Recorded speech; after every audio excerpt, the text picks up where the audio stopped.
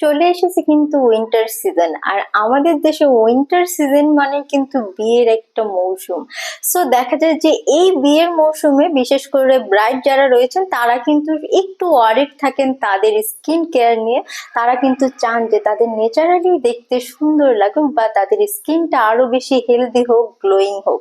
So যারা কিনা এই বিয়ের মৌসুমে চাচ্ছেন যে আপনার স্কিনটাকে ন্যাচারালি গ্লো দেখাক এবং চাচ্ছেন যে আপনার স্কিনটা উইদাউট এনি মেকআপ আপনার স্কিনে মনে হোক যে একটা মেকআপ লুকিং এর মতো গ্লোনেস।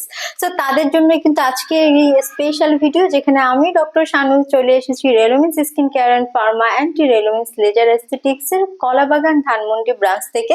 অলরেডি কিন্তু আপনারা আমার হাতে দেখতে পাচ্ছেন রেলোমিন্স এর ইন্টেন্স গ্লো মেজো ব্রাইটের একটি মেজো থেরাপি ট্রিটমেন্ট। এবং এখানে কিন্তু আপনারা টোটাল 5টি ভাইল পেয়ে যাবেন, যেখানে কিনা 10 ml করে কিন্তু আপনারা সলিউশন পেয়ে যাবেন। সো তার সাথে কিন্তু আপনাদের থাকছে 2টি ড্রপার বা অ্যাপ্লিকেটর আমরা যেটাকে বলি। সো এই ট্রিটমেন্ট বক্সের মধ্যে যেই এজেন্ট রয়েছে সেটা কিন্তু আমরা আসলে মেজোথেরাপি বা মাইক্রো নিডলিং এর মাধ্যমে ব্যবহার করে থাকি। সো মেজোথেরাপি বা মাইক্রো নিডলিং কি সেটা যদি আমরা একটু জানতে চাই, বর্তমান সময়ে কিন্তু খুবই জনপ্রিয় একটি ট্রিটমেন্ট প্রসিডিউর কিন্তু হচ্ছে এই মাইক্রো নিডলিং। সো এখানে কিন্তু আমরা একটি ডক্টর পেন বা ডার্মা পেন নামক ইনস্ট্রুমেন্ট ব্যবহার করি, যেখানে কিন্তু অনেকগুলো ক্ষুদ্র ক্ষুদ্র নিডেল একত্রে থাকে।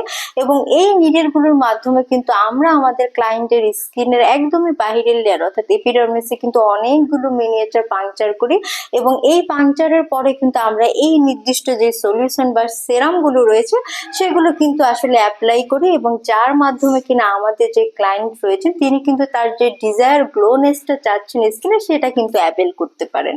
সো এই মেজোথেরাপি গুলো কিন্তু আমরা 21 ডেজ অ্যাপার্টে এক একটি করে সেশন দিয়ে থাকি, এবং যারা কিনা চাচ্ছেন আপনার স্কিনের টাকে আরো বেশি হেলদি করতে এবং আপনার স্কিনে ইনস্ট্যান্ট একটা গ্লোনেস নিয়ে আসতে, তারা কিন্তু অবশ্যই এই ট্রিটমেন্ট গুলো নিয়ে নেবেন রেলোমিন্স থেকে।